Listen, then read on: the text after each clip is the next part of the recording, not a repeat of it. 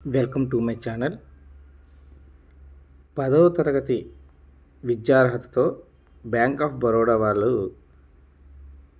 సుమారు 500 ఖాళీలతో office assistant పోస్టులకి notification అనేది విడుదల చేయడం జరిగింది.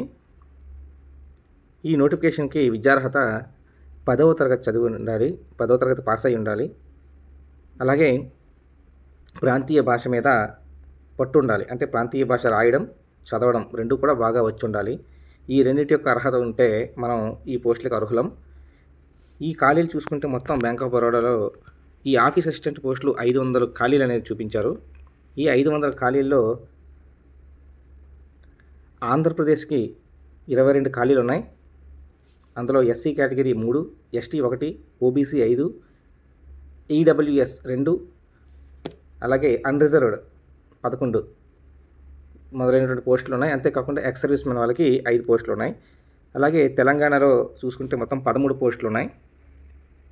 ఈ 13 పోస్టుల్లో ఎస్సీ వారికి 2, OBC 3, EWS 1, unreserved 7, ex service మెన్కి 3. ఈ విధంగా ఆంధ్రప్రదేశ్, తెలంగాణలో ఈ ఆఫీస్ అసిస్టెంట్ యొక్క ఖాళీల వివరాలు ఈ విధంగా ఉన్నాయి. ఈ పోస్టులకి మనం అప్లై చేసుకోవడానికి మనకి మినిమం ఏజ్ అనేది 18 సంవత్సరాలు నిండి ఉండాలి. అలాగే మ్యాక్సిమం ఏజ్ 26 సంవత్సరాలు ఉండాలి. అలాగే దీనికి విద్యార్హత 10th క్లాస్ మెట్రికులేషన్ పాస్ అయి ఉండాలి. అంతేకాకుండా మన యొక్క లోకల్ లాంగ్వేజ్, మనం ఎక్కడైతే నివసిస్తున్నామో ఆ ఏరియా యొక్క లోకల్ లాంగ్వేజ్ అనేది రాయడం, చదవడం, చక్కగా మాట్లాడడం మొదలైనవి వచ్చి ఉండాలి.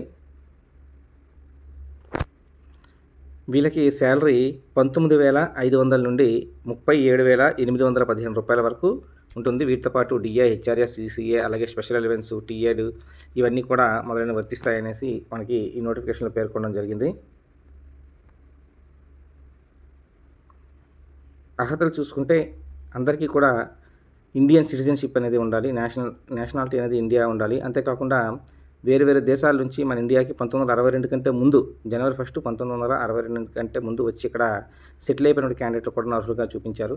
అంతేకాకుండా వీళ్ళకి ఏజ్ మే 1 కల్లా వీరి యొక్క ఏజ్ 18 నుండి 26 సంవత్సరాల మధ్యలో ఉండాలి. ఇందులో ఏజ్ రిలాక్సేషన్ కూడా ఉంది. ఏజ్ రిలాక్సేషన్ చూసుకుంటే ఎస్సీ ఎస్టీ వారికి 5 సంవత్సరాలు, ఓబీసీ వారికి 3 సంవత్సరాలు, డిజబిలిటీ వారికి 10 ఇయర్స్, అలాగే ఎక్స్ సర్వీస్ మెన్ వారికి, విడోస్కి, డైవర్స్ ఉమెన్కి వీళ్ళందరికీ కూడా వివిధ రకాల ఈ ఏజ్ లిమిట్ యొక్క రిలాక్సేషన్ అనేది ఇవ్వడం జరిగింది. అలాగే ఈ నోటిఫికేషన్లో వివిధ రకాల బెంచ్ మార్క్ డిజబిలిటీస్, వాటి యొక్క పర్సంటేజ్లు ఏ విధంగా ఉండాలనేది కూడా మనకి ఇక్కడ ఇచ్చారు.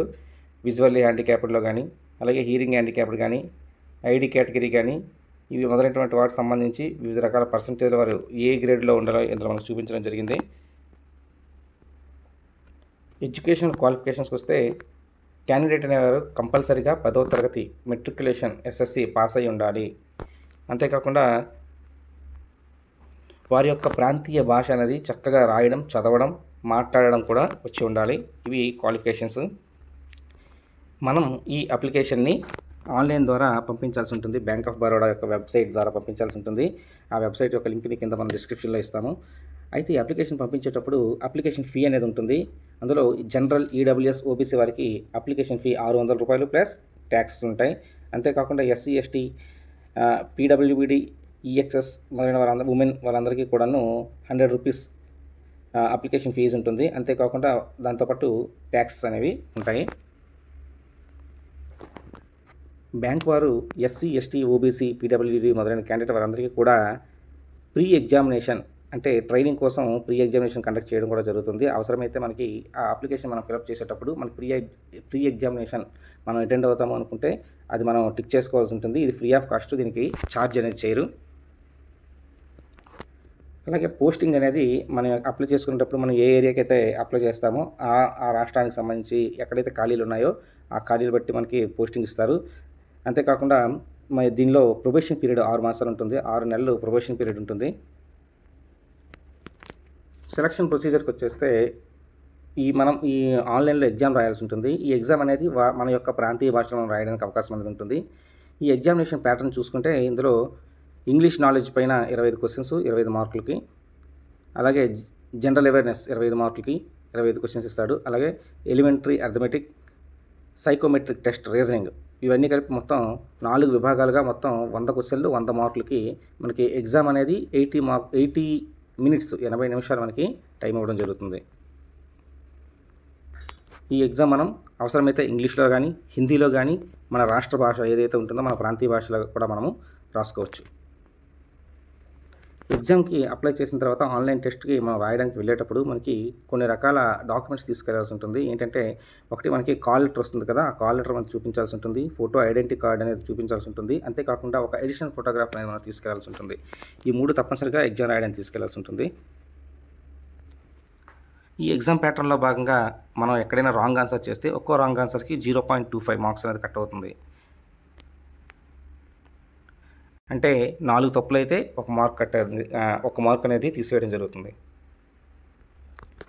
ఈ విధంగా ఒకసారి ఈ నోటిఫికేషన్ని క్షుణ్ణంగా చదివి ఎవరికైతే అర్హతలు ఉంటాయో వాళ్ళందరూ కూడాను ఎగ్జామినేషన్ కోసం అప్లై చేసుకొని వారి యొక్క ప్రాంతీయ భాషల్లో ఎగ్జామ్ రాయడానికి అవకాశం ఉంటుంది. కాబట్టి మనం ఈ ఎగ్జామినేషన్ కోసం అప్లై చేసుకోవచ్చు. అర్హతను బట్టి, ఏరియాలు బట్టి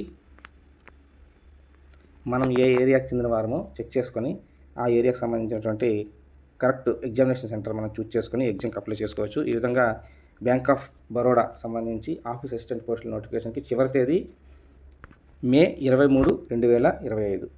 ఎవరికైతే అవకాశం ఉంటుందో వాళ్ళందరూ కూడా ఈ ఎగ్జామ్ కోసం, ఈ పోస్టింగ్స్ కోసం అప్లై చేస్తారని అనుకుంటున్నాను. ఇది నచ్చితే లైక్ చేయండి, నా ఛానల్ని సబ్స్క్రైబ్ చేయండి. Thank you.